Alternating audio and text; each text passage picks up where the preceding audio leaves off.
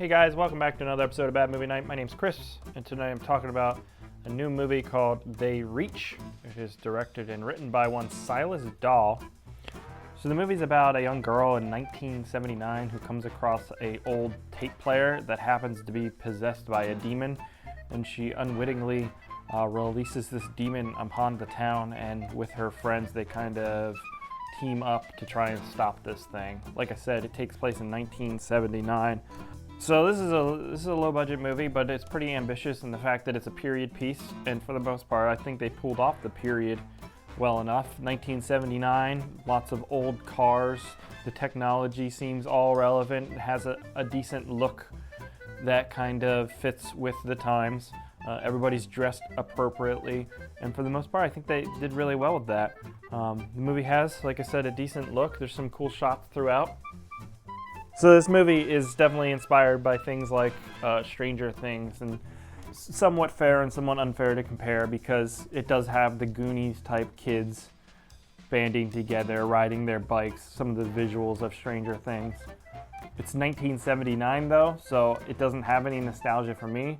Stranger Things is like nostalgia porn for like 30, 35-year-olds, and I didn't really get any nostalgia from this. It doesn't have quite the budget, obviously, of a Stranger Things, so it can't pull up all of the visual ideas and music and all that kind of stuff that Stranger Things does. So I wasn't a big fan of this movie. There's a lot of problems I have, and there's a really questionable ending, which we're going to talk about later when we get to some spoilers. But this movie, it's a strange mix of things, which can lead to something interesting, although I just don't know if these kind of hit well together. So you have, like I said, kind of like the Stranger Things thing with like these Goonies like kids, and it feels very family friendly in a lot of ways with these kids interacting, being kids, and going on an adventure. It's fun and lighthearted in a lot of ways with that stuff, but then it mixes in like horror elements and gore and blood and like drop it and like F words all over the place. That kind of feels out of place with that other stuff. And then you have moments of just straight comedy that, again, don't really work, especially when they hit, because a lot of times they'll place them in moments, and I don't know if they're trying to release tension, but the tension never really ramped up that much for me that I needed to have a release. So it just felt like padding or pandering or something. It just felt annoying of when they would insert these random comedic moments. The acting is all over the place in this movie. I wouldn't say it's bad. Well, there's a specific character that is just god-awful. The sheriff character is just, the acting is atrocious.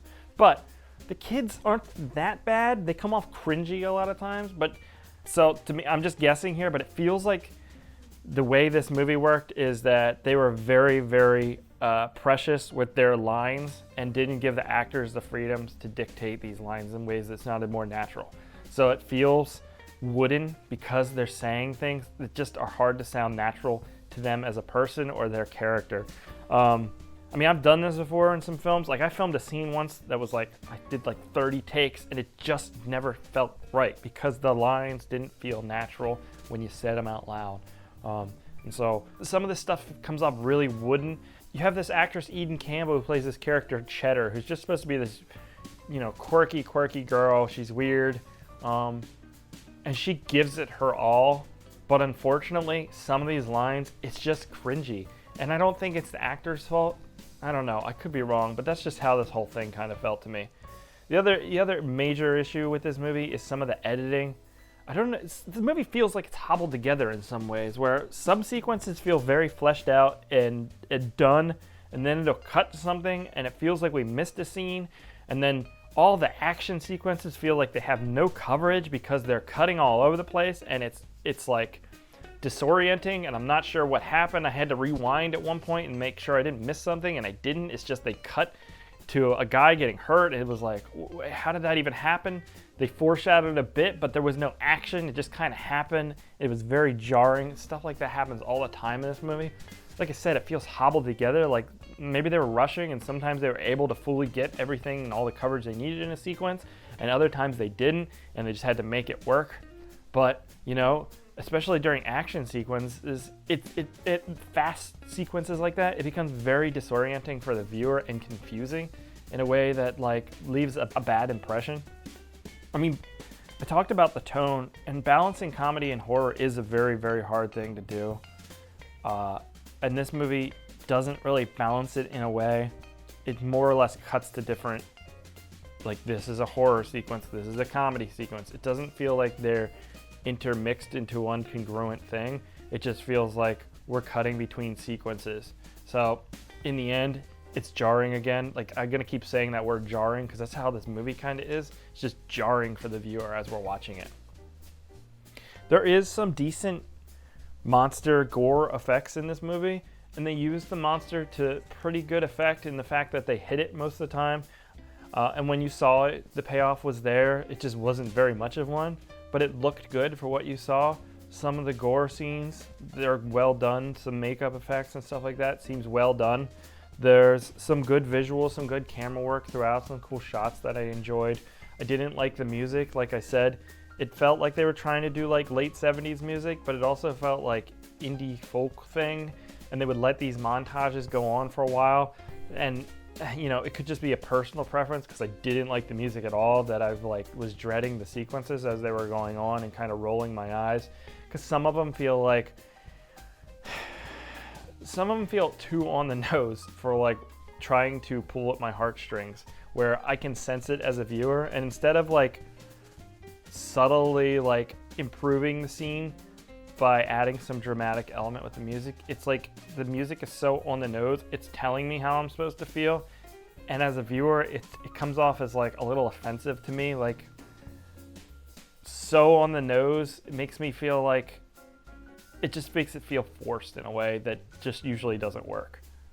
There's also some moments earlier in the movie where they're talking about this young girl, and she is nerdy and not traditional or whatever, and that's kind of how they explain it, where this daughter likes tinkering around in the workshop and building things, and she's not like her mother who likes to sew and do the cooking, which, whatever, okay. But the reason it's weird, because the dad complains about this to his wife, that, well, I don't know how to talk to her because she's not into the traditional stuff like you were.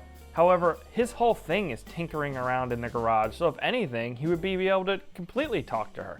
It just made no sense, and it was weird because, if anything, they're more similar than they are not. I didn't quite understand what they were going for, besides painting her as like this unique person who has her own interests, which everybody for the most part is, right?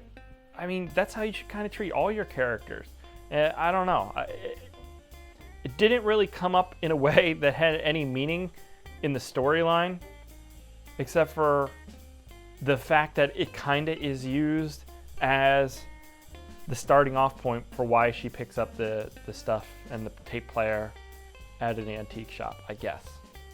But then that character moments are introduced after that. So I don't know. I don't quite understand what they're going for. It seemed like a half-baked idea that doesn't really have any purpose in the movie besides basically setting up the character at the beginning and then having no payoff later. So I'm going to spoil this. If you want to check it out, go check it out now. But I need to talk about the ending because it's really important to this movie. And it's kind of... So the way this movie ends is it ends up taking the entire journey we've been on with these characters and erasing it and starting over at the beginning, in a way that really makes no sense to the story either. Like, I would be okay with that if it made sense within the storyline of how you're reversing something. Like, maybe if it's a time travel thing or something like that. But they never established the rules with this tape player in a way that made any sense. So when she hits reverse on it, and then the fact that it just erases everything we just watched, you're left wondering why and what's the point of the whole movie then? Because this whole movie is a journey for these characters, right? And we're on the journey with them, and then to say, actually, nothing happened and nothing changed. And which is weird because the movie starts out on like a conflict, which her brother died. And again, I'm not sure why that was relevant to the movie either. I thought that was going to come up, but it doesn't. And so if you're going to do this reverse thing, at least have some sort of change happen. Maybe her brother's still alive or something. I don't know. But to have absolutely nothing change and to make the journey completely gone and pointless makes the movie almost completely gone and pointless. I really don't understand the choice here. I get that it's foreshadowed a few times. I think the mother says something about you can reverse blah blah blah. I don't know. It was some line because I watched the beginning twice, and I don't remember exactly what the line is. So it is foreshadowed, but that doesn't make it good. It was extremely frustrating when I was watching it. It feels like a huge cop out on the like. It doesn't feel like they had a real ending to the movie. It just feels like they were like copping out and like, this is how it's going to end. We'll just delete everything we just did. Endings are super important, and so are the journey. If you go on a journey with characters and ending's not great, but you had a good time with the characters along the way, that's something. But this movie is like, deletes everything. The ending's bad, and then the journey's gone. It's just a weird choice, and it really doesn't work. So it's a bit of a confused movie with a lot of problems. It does have some positives, like I said, but I really wasn't a big fan. Comes out, I think, on November 3rd, so check it out if you want. It's called They Reach. I'm sure some of you disagree with me, so let me know down below what you thought, and let me know what I should be watching. Catch you here next time, guys. Goodbye.